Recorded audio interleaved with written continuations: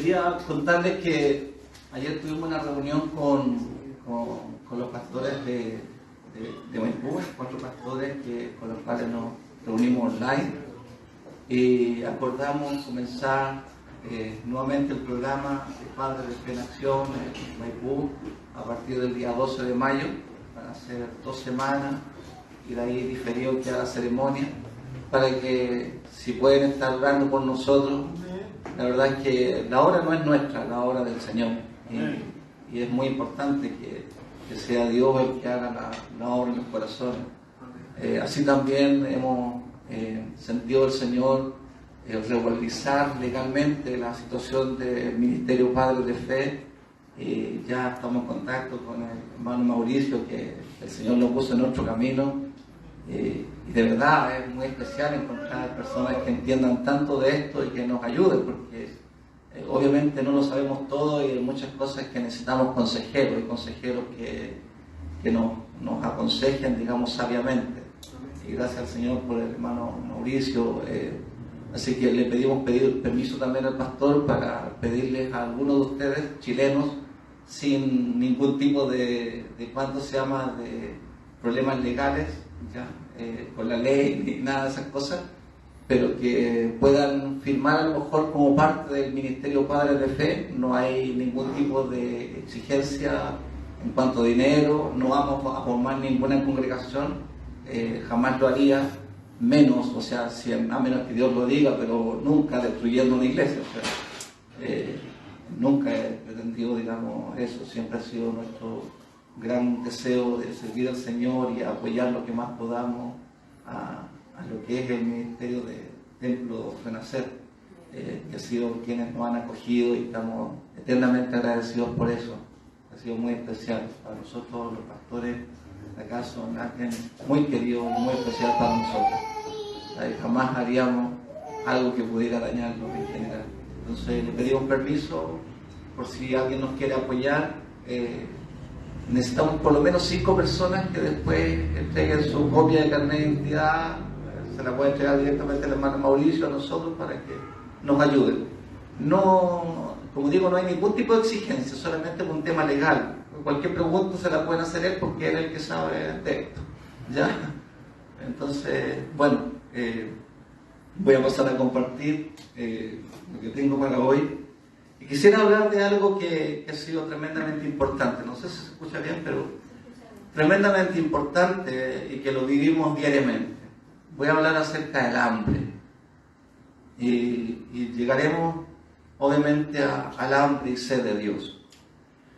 Acerca del hambre. Ustedes sabían que diariamente mueren 24.000 personas al día por hambre. 24.000 personas.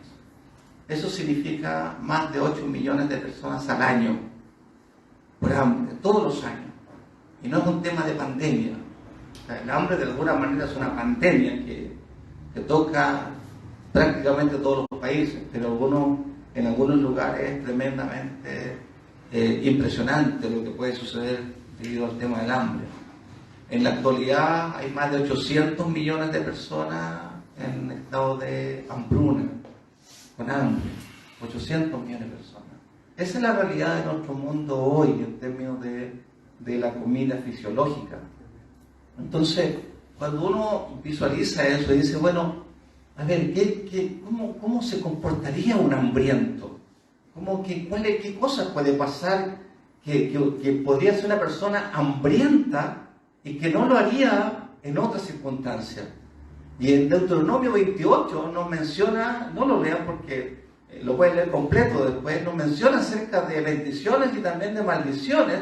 Y dentro de las maldiciones dice ahí que incluso aquel joven que tú jamás podrías pensar que pudiera hacer algo malo, en un momento de hambre estaría mirando con ojos de asesino, de asesina, para comerse a sus hermanos, a sus padres, a su familia. Hemos visto que en la historia bíblica, por el hambre, hay mujeres, hay madres que han comido a sus propios hijos por el hambre. En la actualidad hay lugares donde se acusa a personas acerca de que han comido a sus hijos por hambre. Entonces, muchas veces uno puede pensar que una persona algunas cosas no podría hacer, pero el hambre lo lleva a hacer algo realmente impensado. Algunos se acordarán de lo que pasó con los deportistas uruguayos que quedaron en la cordillera, que se comían a sus propios amigos, compañeros de equipo, porque no tenían nada más que comer. ¿Se fijan? El canibalismo era una cuestión fuerte, tremenda. En la Biblia muchas veces habla acerca del tema de hambruna y también acerca de temas de hambre y sed. Hambre y sed. En Amós, y esto lo voy a leer, dice: he aquí vienen días, dice Jehová el Señor, en los cuales enviaré hambre a la tierra. No hambre de pan ni sed de agua, sino de oír la palabra de Jehová. E irán errantes de mar a mar, desde el norte hasta el oriente. Andarán buscando la palabra de Jehová y no la hallarán. Buscarán muertos de hambre la palabra de Dios y no la hallarán. En aquel día las doncellas hermosas y los jóvenes desmayarán de sed. Qué especial la palabra, porque dice las doncellas hermosas y los jóvenes desmayarán de sed. Entonces, Dios nos dice que hay un momento en donde va a haber un hambre tal en la tierra que buscarán la palabra de Dios y no la hallarán. En la tierra hoy tenemos esa hambre. Lo que pasa es que inconscientemente buscan la palabra de Dios, pero no la hallan porque no está en su conciencia que es la palabra de Dios lo que necesitan. Y buscan satisfacer esa hambre mediante muchas otras cosas. ¿Cuántos corren por hambre de reconocimiento a hacer algo? O cuando alguien tiene riqueza, quiere más riquezas. Cuando quiere, digamos, fama, quiere más fama. Buscan incesantemente algo que sacie esa sed y ese vacío que, se dijo San Agustín, teníamos en nuestro interior. Todos los seres humanos tienen un vacío profundo y necesitamos satisfacerlo. Los más jóvenes quizás buscarán entre los juegos, entre la diversión, en el momento de desahogo, tratar de satisfacer esa hambre que tienen. Pero dice, no hallarán la palabra de Dios. Y ahí vamos teniendo un problema. ¿Cómo es posible si uno dice, si hay tantas iglesias en el mundo que no hallen la palabra de Dios? Hoy tenemos un mundo hambriento, y no solo de pan o agua. Vemos a una mujer samaritana que se sale a las 12 del día, a la vista de todo, digamos, tratando de ocultarse de todo el mundo, con pleno sol en el desierto, a buscar un poco de agua. Y el Señor, que no tenía que pasar por ahí, la encuentra y le dice que Él puede darle agua de vida y que ella no volverá a tener sed jamás. Y la mujer que tenía ahí el agua en sí física, ella dice, yo quiero esa agua, porque no era esa agua la que estaba buscando en el fondo, lo más profundo de su corazón. Esa agua física podía saciar esa sed momentánea, pero no saciaba esa sed interior que esa mujer tenía. Nosotros tenemos dentro un vacío que necesitamos llenar, y esa mujer lo tenía. Y en el mundo se busca satisfacer el hambre mediante los deseos de los ojos. Buscamos cosas que nos agraden. ¿Cuánto tiempo a veces gastamos viendo algunos programas de televisión? O el ser humano busca, por ejemplo, la belleza en la mujer, en otras cosas, y busca saciar esos deseos de los ojos. tratando, digamos, de llenar ese vacío. Los deseos de la carne. Todo lo que es pecaminoso nos conduce a algo más que la presencia de Dios. Nos conduce a eso. Porque tenemos un vacío. Søren Kierkegaard, el gran filósofo danés, decía que en nosotros había una enfermedad. Y esa enfermedad, digamos, era la desesperación. De una u otra forma somos desesperados. A veces podemos agradecer a Dios por las grandes cosas que hace. Hoy tuvimos algo especial. Yo pude sentir fuerte en mi corazón la presencia del Señor. Y eso me hace agradecerle, me hace decir, gracias Señor porque estás ahí. Pero también me hace un desesperado porque quiero más. Quiero más. Puedo agradecerle a Dios por su bendición, por su compañía, pero quiero más. Quiero más de Dios. No puedo contentarme con lo que he conseguido. No puedo ser conformista. Quiero más de Dios.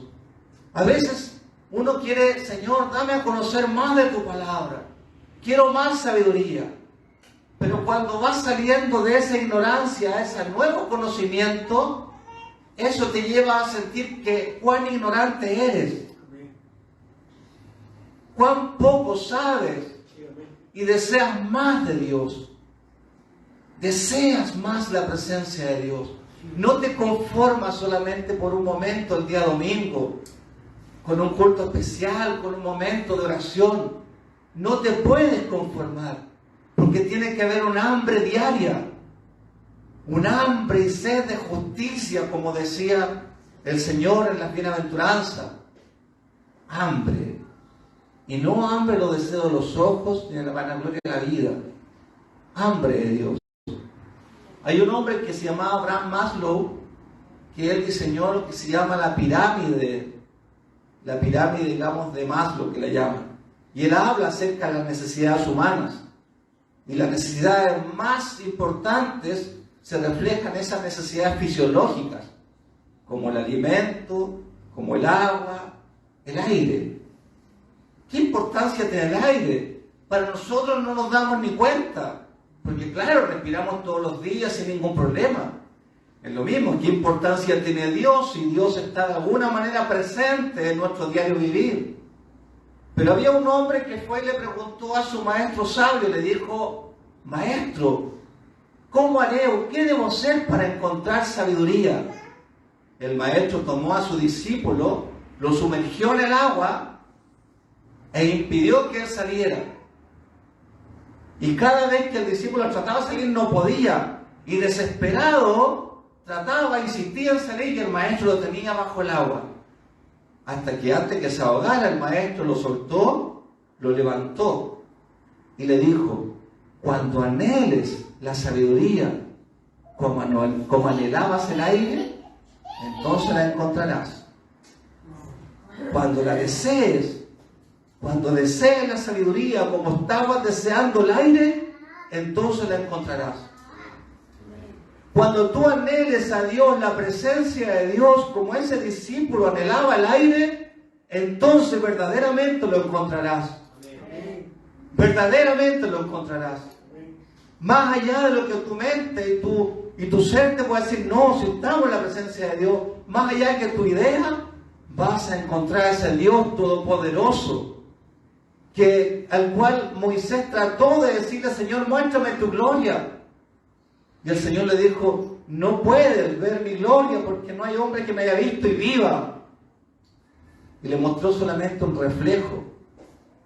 O ese Dios que se apareció con una luz inaccesible. Inaccesible porque no se puede llegar humanamente hablando al Señor. No se puede. Y se presentó a Isaías. E Isaías dijo, muerto soy porque vivo en pecado. Muerto soy. Lo mismo sucede con cada cristiano, con cada persona en la cual Dios llega un momento en que se aparece en su vida y ya las piernas, digamos, ya son temblorosas y nos caemos. Y ya no podemos soportar la presencia de Dios. Y aquí no estoy hablando de una emoción. Estoy hablando de la presencia de Dios que te inunda, que te hace desesperarte por esas mentiras que tú cometes todos los días, que te hace desesperarte por la condición de pecado en la cual puedes estar viviendo. Te dices, no puedo presentarme delante de un Dios santo, porque muerto soy frente a Él. Esa hambre es la que nos debe llevar siempre a buscar más y más de Dios. Hubo un momento en que hubo hambre en la tierra, como en muchos momentos. Ruth nos cuenta esa historia. Todos han leído el libro de Ruth, ¿cierto? Busquémoslo. Está antes de... Fue el Pentateuco, vamos a buscarlo.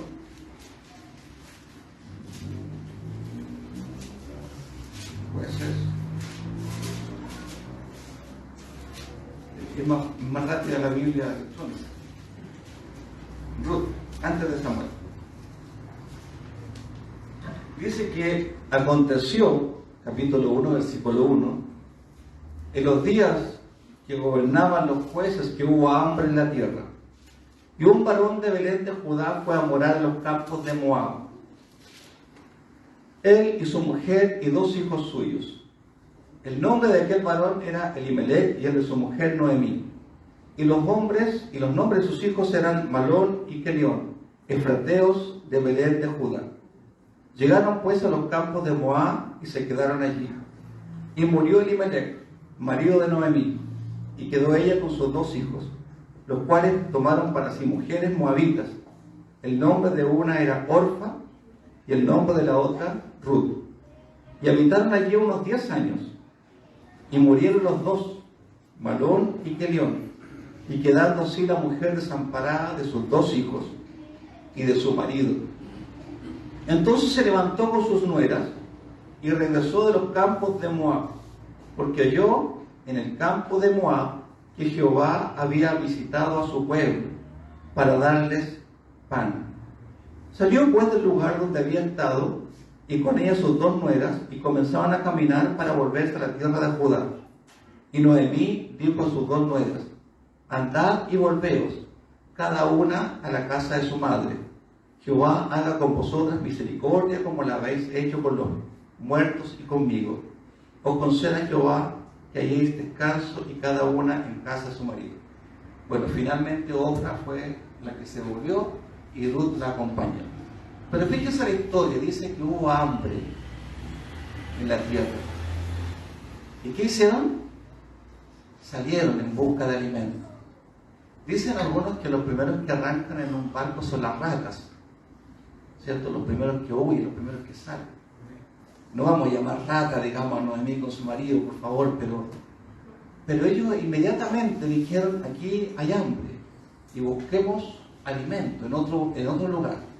Y empezaron a habitar y empezaron a hacer su vida en Moab, y se olvidaron de dónde eran.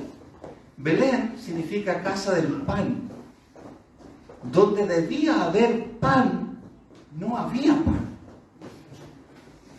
Y eso llevó a que ellas se fueran a otro lugar en busca de pan. Cuando los jóvenes y cuando las personas en una iglesia no encuentran pan, van a buscar a otro lugar pan, porque necesitan satisfacer ese vacío que tienen adentro. Y si la presencia de Dios no se manifiesta constantemente en los corazones y en las personas, van a buscar pan en otro lugar. Y eso hicieron estas personas. Noemí con su marido fueron a buscar pan. Lo mismo pasó con Jacob cuando fue a Egipto, ¿cierto? Fueron en busca de pan donde estaba José. El problema es que una vez que encontraron pan, no tenían que quedarse a gusto con la comida de Egipto, pero se quedaron en Egipto, cuando después en algún momento tenían que haber vuelto.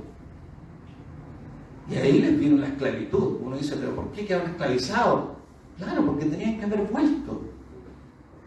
Noemí, sufrió la pérdida de su marido, desgracia tras desgracia. Después sufrió la pérdida de sus hijos, desgracia, porque abandonó el lugar donde tenía que haber estado. La casa del pan. Y la casa del pan no tenía pan. Pero llega un momento en que se escucha un rumor. Dice, hay pan en Belén. Si hay gente que empieza a llegar a una congregación, a una iglesia, es porque debería escuchar, hay pan en ese lugar. Hay presencia de Dios. Hay algo especial que está sucediendo ahí. No es la gente entra y no sale igual. Algo está pasando. Y se escucha eso. ¿Y qué hicieron ellas? Volvieron. Pero había una de ellas que no volvió. Ofra, que significa dura de servir. Ella le gustó seguir con sus ídolos y quiso quedarse con sus ídolos. Así habrá gente que no volverá, no se acercará, a pesar de que hay pan. Pero también habrán otros, como Noemí, que llegará y le dirán, oh Noemí, qué bueno que volviste. Y ella dirá, no me llames dulzura, porque eso significa Noemí. Llámame amarga, porque he sufrido pena. Y volverán así. Volverán con dolor, volverán, digamos, quizás arrepentidos en su vida. Y con algo adentro, haber sufrido, haberse alejado de Dios. Pero no volverán solos, volverán acompañados. Traerán su familia. Creamos que en la medida que en el pueblo de Dios haya pan, los demás solos van a llegar de alguna manera. Dice, y el Señor añadía cada día a los que habían de ser salvos. ¿Me entienden? Pero ¿qué sucede cuando a veces se hacen grandes campañas? Yo vengo de una congregación originalmente donde se hacían grandes campañas, con mucha gente que pasaba adelante, 100, 120 personas. ¿Y cuántos de esos quedaban? Lo mínimo. Si no hay pan, la gente después se va. Entonces el esfuerzo que se hace termina siendo en vano. No hay que dejar de esforzarse, pero tiene que haber pan. Tiene que haber pan. En la palabra de Dios también se nos enseña acerca de qué sucede cuando yo encuentro eso. Y hay parábolas que dicen el tesoro perdido, ¿cierto? Si tú lo encuentras, tienes que ser capaz de dejar todo por comprar ese terreno donde encontraste el tesoro. O el mercader que encontró la perla preciosa, buscaba perlas, buscaba satisfacer esa hambre que tenía de más belleza, de más joyas. Y encontró una perla preciosa y dijo, esta es la perla. Y vendió todas las que tenía por tener esa perla. Que el Señor sea esa perla, que sea el tesoro precioso, que en lo cual tú seas capaz de renunciar a todo por alcanzarlo. Entonces me pregunto, ¿en qué estamos nosotros dejando de lado? ¿Qué estamos dejando de lado para alcanzar ese tesoro? De las 24 horas del día, ¿cuánto tiempo le dedicamos a alcanzar ese tesoro? Yo le hablaba con mi esposa el otro día y le decía, a ver, quiero hacer una prueba práctica. Supongamos que tienes 10 cosas en la vida con las cuales quieres quedarte, o con las que tú puedes quedarte, y tienes que renunciar a todo lo demás. 10 cosas en la vida. Pueden ser tus hijos, tu esposa, tu trabajo, comida, bebida. 10 cosas en la vida. Haz una lista de esas 10 cosas. Y ahí empezó a hacer una lista. Y después le dije, mira, esas 10 cosas que tienes, elimina 5. Y empezó, es que no puedo.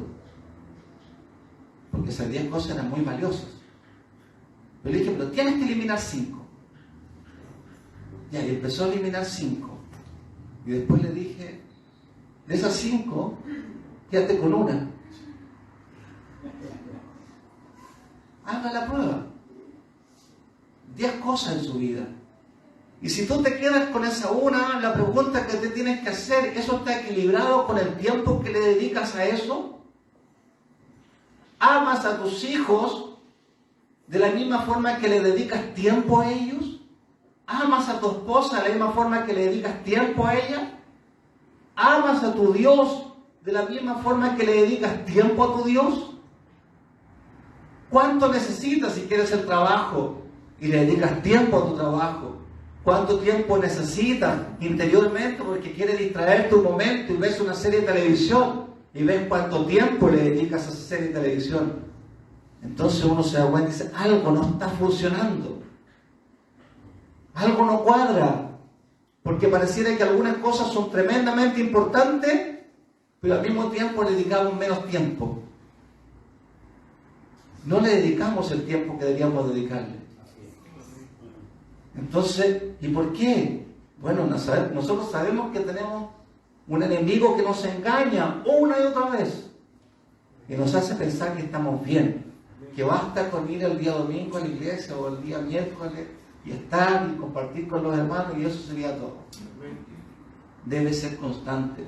Le decía a la hermana Karen que ella había sido profético lo que dijo al final, que la mesa está preparada. Y si hablamos de la mesa, en el Antiguo Testamento se habla del tabernáculo. ¿Quién sabe lo que era el tabernáculo? En el tabernáculo había un atrio donde las personas entraban y adoraban a Dios y se alegraban con el Señor. Y había un lavatorio también. Las personas se arrepentían, pedían perdón por sus pecados, hacían sacrificio delante de Dios para tener la posibilidad de acceder al Señor. Y había un lugar un poquito más profundo que era el lugar santo. A veces nosotros llegamos al Señor y vamos y tocamos sus pies. Y estamos rogándole al Señor quebrantados, heridos por nuestros pecados y tocamos sus pies. Y lloramos y nos quebrantamos. Pero eso no es todo. Después nos vamos levantando y tocamos sus manos. Y nos empieza a gustar las dádivas. Pero eso no puede ser todo. Pero a veces nos quedamos solamente ahí, porque nos gustan sus dádivas. Tenemos que seguir levantándonos y profundizar un poco más y llegar a su corazón. Y cuando uno dice llegar al corazón de Dios, pero si Él nos ama, y nos ama a todos por igual. Pero la palabra de Dios me dice en un momento determinado, en Jeremías 15 y en Ezequiel 14, cuando Dios iba a mandar un juicio, dijo, ni aunque Samuel, Noé o Daniel estuvieran acá, solamente ellos salvarían sus vidas, pero el juicio igual vendría sobre la ciudad. Imagínense que Dios le dijera a Santiago de Chile, van a ser destruidos, va a haber un hambre tal en Santiago de Chile que van a matarse unos a otros. Pero ni aunque Moisés, o aunque Daniel, o aunque Samuel, o aunque Noé estuvieran acá, solo ellos se salvarían, no esta ciudad. Entonces la pregunta es, más allá que en el juicio, ¿qué tenían de especial Noé, Samuel, ¿me entiendes? Daniel, ¿qué tenían de especial? Si Dios ama a todos sus hijos, lo que tenían de especial es que llegaron al corazón de Dios. Lograron acceder a ese corazón. Quizás no tan cercano, pero porque es una luz inaccesible, pero mucho más que todos los otros. Una persona que predicaba un tiempo atrás decía que le preguntaba a su abuela, abuela, ¿a qué nieto quieres más? Y ella decía, al menor. Y ella decía, pero es que no entiendo por qué al menor, o sea, tú debes amar a los dos por igual. Y le preguntaba a su mamá acerca de la abuela, pero mamá, tú entiendes que la abuela está mal, ¿cierto? Porque le preguntamos a quién quiere más y dice al menor. Entonces la mamá le explicaba a su hija y le decía, mira, lo que pasa es que el menor cuando llega, la abraza, la besa, la acaricia, está con ella, juega con ella. Pero sin embargo el que es más grande llega a la casa, hola vieja, ¿cómo estáis? Y se mete a la pieza a jugar PlayStation. ¿A quién quiere más la abuela? ¿Me entiendo, no? ¿A quién quiere más el Señor? Aquel que dice, Señor, ven a mi casa, yo te invito, todo, pero después vamos, hacemos cualquier cosa. O cuando nos ponemos a orar, le decimos, Señor, yo quiero estar contigo, con tu presencia, todo, pero espérate un poquito, déjame leerte la lista de peticiones. Señor, yo te pido esto, una lista gigantescamente larga. Algo no cuadra, ¿no me entiendes? Algo no cuadra. Piense lo que significaría para usted que fuera una persona importante, lo invitara a una casa y lo único que hacen es pedirle cosas. El Señor quiere comunión con nosotros. Jesús dijo, esta es la vida eterna, que te conozcan a ti, al único Dios verdadero, que te conozcan a ti. Y conocer en la antigüedad era tener intimidad con esa persona, tener una relación especial, íntima con esa persona. Conoció Adán a su mujer Eva y nació Caín. No es un conocer intelectual, era una intimidad, era algo especial. Esta es la vida eterna. ¿Quiere vida eterna? Conozca al Señor, tenga intimidad con Él, busque su presencia. Y volviendo al tema de la mesa, en el lugar santo había una mesa que era llamada ¿ustedes se acuerdan? Mesa de los panes de la proposición. Gracias, Mauricio. Mesa de los panes de la proposición. Había en esa mesa, ¿cuántos panes? 12 panes, ¿cierto? Dados en 2 columnas, 6 y 6. Y sobre esos panes que había, incienso. Los sacerdotes tenían que producir el pan los días de reposo. Y el pan era el alimento que tenían los sacerdotes. El pan refleja al Señor Jesucristo. Él debe ser nuestro alimento. Si somos reyes y sacerdotes, entonces Jesús debe ser nuestro alimento. Y debe elevarse ese incienso agradable delante del Señor. Era la mesa de, no la proposición, de la presencia. Porque la palabra proposición es la misma que presencia. Es la mesa de la presencia de Dios. Ahí Dios estaba presente. Y si recordamos las palabras del pastor hace 2 semanas atrás, ya, acerca de Lucas 14, cuando había un señor que invitó a la cena, con el permiso del pastor, por supuesto, y no van a ser patero como me dicen acá. Merece honra, que hable honra. Entonces, él mencionaba algunas cosas y quisiera agregar algunas más. La cena no se preparaba de la noche a la mañana. No era algo que, oye viejo, te invito a tomar té. No. Una cena se preparaba con tiempo. Y como se preparaba con tiempo, los invitados sabían que estaban invitados y ellos confirmaban que iban. No es un tema en lote, o sea, no es que tú dices, oye, te invito a la casa y llegas con toda tu familia, los primos, los tíos, llegan. No, momentito. Sabían que estaban invitados y sabían y habían confirmado su asistencia. Entonces, cuando el Señor le dice, lo que no se sabía era la hora. El día de la hora nadie sabe, ¿cierto? Es un paréntesis. Pero lo que no sabía era la hora. Entonces se invita a que asistan a esa cena. Y en esa cena, Él podía manifestar esa presencia con sus invitados. Y era algo especial ser invitado. No era cualquier cosa porque no era cualquier cena. Los reyes y gobernantes hacían cenas y todo el mundo quería estar en esa cena. Cuando un artista famoso hace una cena por matrimonio, por lo que sea, todo el mundo artístico quiere estar ahí. Porque no quiere ser dejado fuera de eso. Entonces no era algo menor. Y el primero le dice, voy a ver una hacienda que compré. El segundo dice, voy a probar una yunta de bueyes. Mentirosos. Ambos eran mentirosos. ¿Cómo tú vas a comprar algo sin haberlo visto?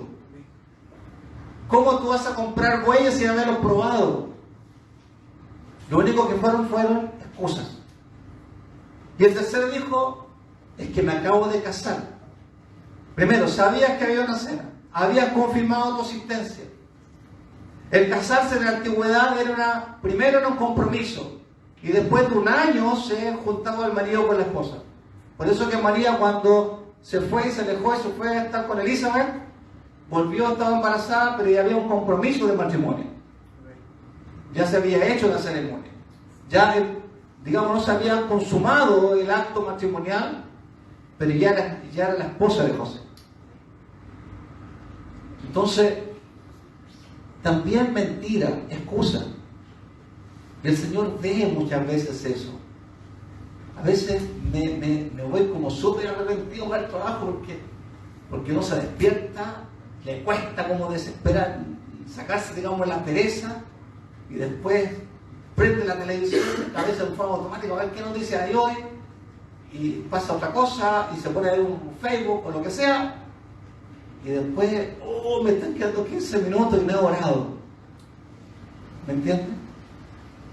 Claro que me tengo que decir, Señor, perdóname. Que no puede ser que yo deje como lo inferior para ti. Debe ser lo más importante. Como dijo un gran pensador, la iglesia se ha convertido en un centro social, un lugar para entretener, un centro de comité. ¿Cierto, Pastor Carlos Leiva? No, la iglesia debe ser el centro donde haya pan de Dios, donde haya presencia de Dios, no donde haya manifestaciones emocionales, sino que donde realmente la gente entre y sienta un peso con sus pecados, y haya algo dentro que lo invite a acercarse a Dios y a arrepentirse y a volverse a Dios definitivamente. Debe haber algo así. Juan 6:27, el Señor dijo, trabajad por la comida que perece. No trabajéis por la comida que perece, sino por aquella comida que a vida eterna permanece. Dice, la cual el Hijo del Hombre es la dará. Sobre este ha puesto Dios el Padre su sello de aprobación. Algo que los muertos no hacen es comer, ni beber, ni respirar. Una iglesia muerta no come, no bebe, no respira presencia de Dios. Una iglesia viva crece, madura, se fortalece, tiene vida interior. Y esa iglesia es la que hacemos todos nosotros como miembros, que buscamos con más fuerza al Señor, que buscamos ser mejores para Dios, que buscamos la presencia incansablemente, como desesperados. Pablo decía, Pablo y Timoteo, siervo de Jesucristo. En otras ocasiones decía, siervo de Jesucristo. Pedro decía, siervo de Jesucristo. Y uno piensa, cuando dice siervo, se refiere al servidor, alguien que sirve. No, siervo viene en la traducción griega que es doulos. Y doulos significa esclavo. Pero no un esclavo cualquiera. Es un esclavo que se hace esclavo voluntariamente por las deudas. Debido a las deudas que tiene, se hace esclavo de un amo. Ese es doulos. En el latín los romanos usaban otra palabra, que era adictus. Doulos es sinónimo de adictus. ¿Les suena adictus? Es adicto. ¿Qué es un adicto? Es alguien que no puede vivir sin aquello con lo cual tiene esa adicción, que desesperadamente busca para satisfacer interiormente lo que él necesita. Entonces, si lo llevamos a un lenguaje más actual, Pablo podría haber dicho, Pablo, adicto de Jesucristo. Aleluya. Necesito a Jesucristo para vivir.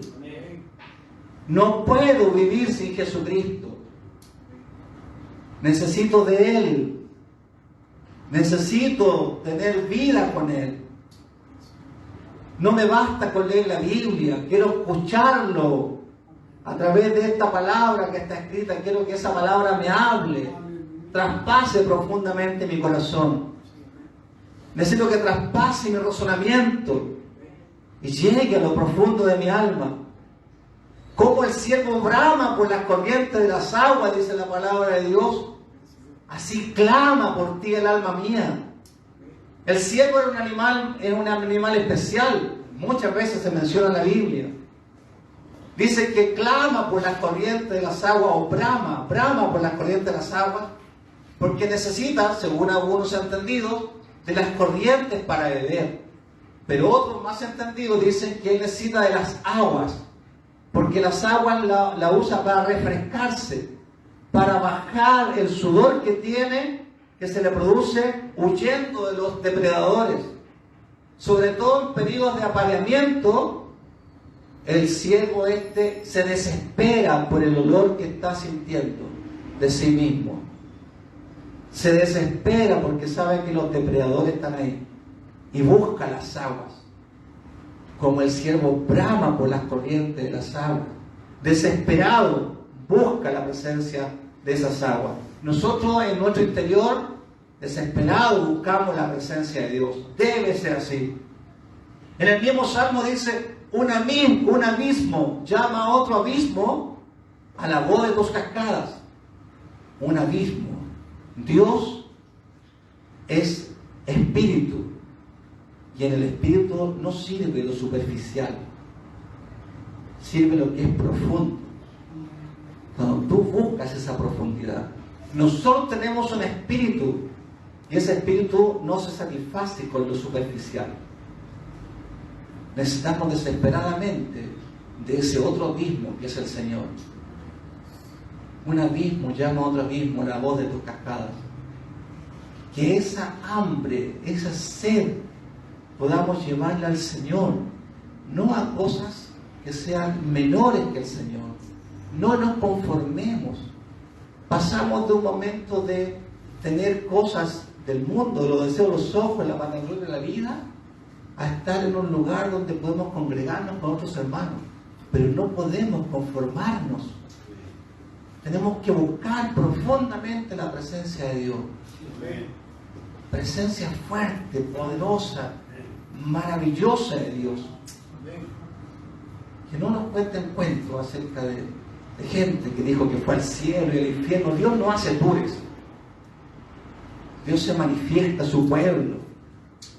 Cuando cada uno dobla sus rodillas y desesperadamente dice: Dios, te necesito. Te necesito. Que sus hijos puedan aprender lo que significa alimentarse de la presencia de Dios. Que puedan sentirlo profundamente. Dios haga una obra en sus corazones. Que el Espíritu Santo se mueva en este lugar fuerte. Que toque los corazones. Que profundamente las personas busquen de Dios desesperadamente. Que en eso, ese vacío que tenemos adentro, el Señor lo pueda llenar y podamos desear más y más de Dios. Y seguir siendo unos desesperados de Dios. Unos adictos de Dios. Buscando al Señor con todo. No solamente por esos relámpagos que pueden haber en un momento determinado como Ashbury. Es algo superfluo que aparece y desaparece. Amén. Sino que debe ser diario, continuo. Los hombres de Dios que vemos en la palabra de Dios vivían la presencia de Dios todo el día. Vive Jehová en cuya presencia estoy, decía Elías. En cuya presencia estoy. Que Dios nos ayude. Les pido que inclinen sus rostros.